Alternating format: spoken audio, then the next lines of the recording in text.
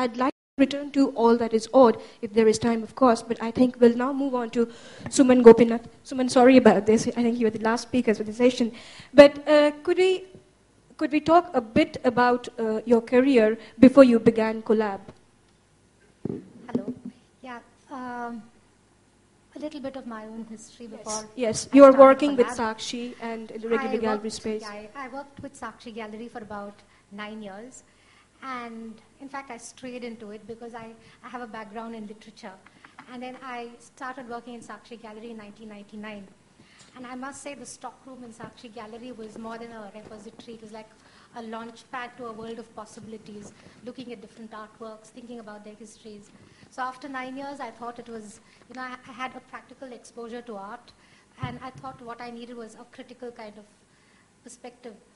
And I had, the good fortune to get the Charles Wallace Bursary, which took me to Goldsmiths. And I did a course in, a 6-month course in curating at Goldsmiths College, came back to Bangalore and left the gallery. And I started Collab in 2005, together with an architect called Edgar de Mello. And he had a space in the center of the city. It was about 1,100 square feet. And I felt the need to open the space because earlier it was working with art objects. And now I thought I would really like to work with artists. So different kind of relationship altogether. And that's when I began Collab, and that was 2005. Yes. And that was also a time when we had few galleries and not many alternate spaces like we do in Bangalore today. So I think it did provide a kind of platform for experimentation, for different kinds of dialogue, for artists to speak about their work and practice. It became a responsive space, in a way. I suppose, yes, you could say that. And we had film screenings and a lot of things. So that we had a physical space for about 2.5 years. But then I'm also an independent curator. So my activities as an independent curator overtook, things. And because I was curating this large exhibition in Switzerland in 2007. So I gave up the space. And so now Collab does not have a physical structure, a building. And it's more a curatorial, a project-based curatorial program. So in fact, a friend of mine said it's like a mobile institution, Yes, a nomadic an space. institution which doesn't have a building, which is sightless. But what we do is we dock temporary exhibitions with other host institutions. And once the exhibition is realized with this host institution, we move on. So that's the way Collab operates now.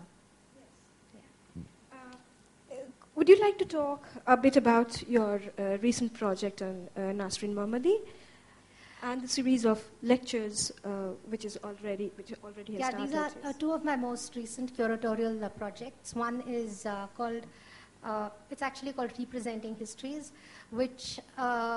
and I started working on this project in 2007 together with Grant Watson, who's a curator and works in London. And this was actually a response to what was happening in 2007. There was this huge boom in, these omnibus exhibitions of contemporary Indian art, where, I suppose it has its advantages because you see a lot, and these large exhibitions happen outside the country. So people outside get to see a variety of work, but then there's a kind of enforced unity. So we thought what we would really like to do was look at singular practices instead, so that history can be opened up in different ways. So the two artists we are working on are Nasrin Mohammadi and K.P. Krishna Kumar. But the Nasrin Mohammadi exhibition began we were fortunate because we got the Office of Contemporary Art in Norway interested in this project.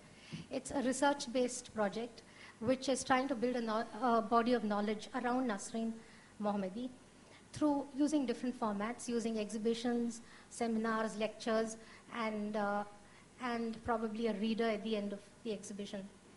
So the exhibition began in Oslo in 2007, and it's moved to several venues. It's moved to Lund and in the UK, Basel in Switzerland, Lisbon, most recently in Germany, and it'll move to Brussels in May this year. So we actually start with a seminar, I mean, if I can tell you a little bit about the process, how we go about this. Briefly, is it possible? We, as it's research-based, we begin with a seminar where we invite different speakers. For instance, for the Nasreen Mohammadi exhibition, we collaborated with the JNU, School of Art and Aesthetics, and we had Geeta Kapoor, who has written about Nasreen's practice, and Ruth Noack, who was curator of Documenta 12. So we were looking at Nasreen's practice from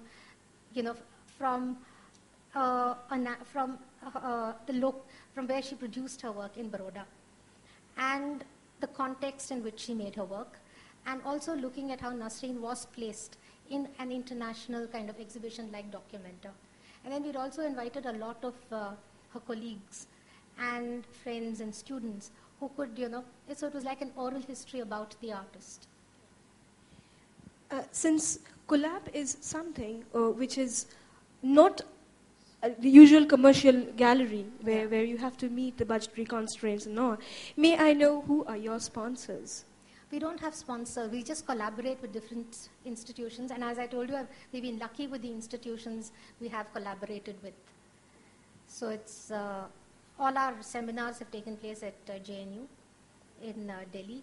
And then it's traveled to all these other large museums and other institutions in Europe. And hopefully we'll bring back the exhibition to India later in the year. Thank you, Suman. But I think we are really running short of time. We just have 10 to 12 minutes.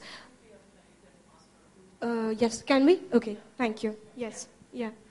I'd really like to know more about the kind of responsive space that Collab had become gradually. And if you talk a bit more about the nomadic projects that you were into.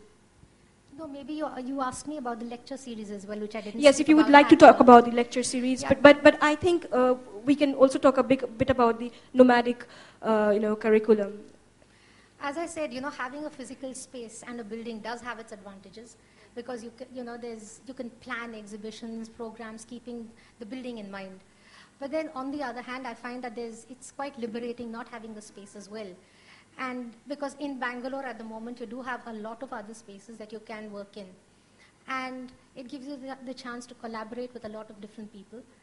So I think that for me at the moment, this nomadic kind of thing suits me.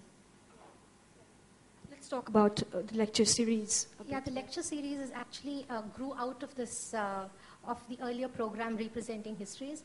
And this is a collaboration with the Goethe Institute in Bangalore.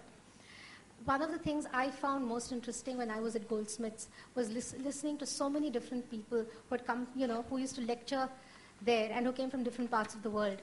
So I thought this would be a good thing for Bangalore to, to get people from all over to speak about their practice. So we've got 4 people from Germany because it's with the Goethe Institute and 8 others from within the country. Yeah. And one of the other intentions of this project was to animate public spaces which haven't been used. So we have the Venkatappa Art Gallery in Bangalore, which is a wonderful building in the center of the city, but it's just unused. So this is in collaboration with them, so that we get people, it's once a month, these lectures. So we get people to go into the government museum and we have it in their auditorium. So that was one of the other ideas. And it grew out of representing history, so it's artists, architects, historians, who look at the historical turn from either a critical perspective, an aesthetic perspective, to speak about them. So we started with Roger Bogel, who gave the inaugural lecture, where in Documenta he looked at these different kinds of legacy of modernities. And we've also had N.S. Harsha and Hito Styler, Nilima Sheikh speaking about Every Night Put Kashmir in Your Dreams, and V.V. Doshi. And the forthcoming one is Atul Dodia next month. And we have Amar Kanwar and Alice Kreischer to follow. Suman, your projects have always been collaborative. You had been collaborating with architects, with artists, with performance artists, and a lot of people. I think also theater personalities as well. Okay. But these collaborations certainly have opened up possibilities. Could you talk a bit about that? In what ways were your programs much more porous, or what new ideas were generated out of them? I have mainly worked with Grant as a co-curator, Grant Watson. We studied together in Goldsmiths. And like Gayatri was saying, having a co-curator in a different country helps you in several ways, you know. So that was a great advantage for me. But Grant has also come to India several times, and he's always wanted to work with, with contemporary Indian art, which is why we both got together and we thought we could work, with artists from India and travel it out of the country and hopefully have their exhibitions in India as well. And outside collaborations, I mean, this Nasreen exhibition has just moved to so many different venues. And I think each collaboration that we've had with a different museum has brought a new perspective into the whole thing.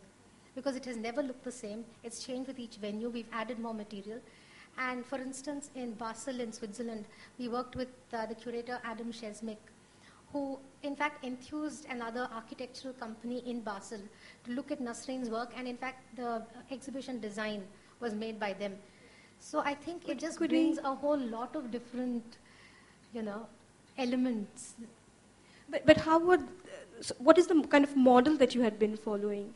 There is no model, no. I mean, in sort of putting up the show, like the designer elements of it.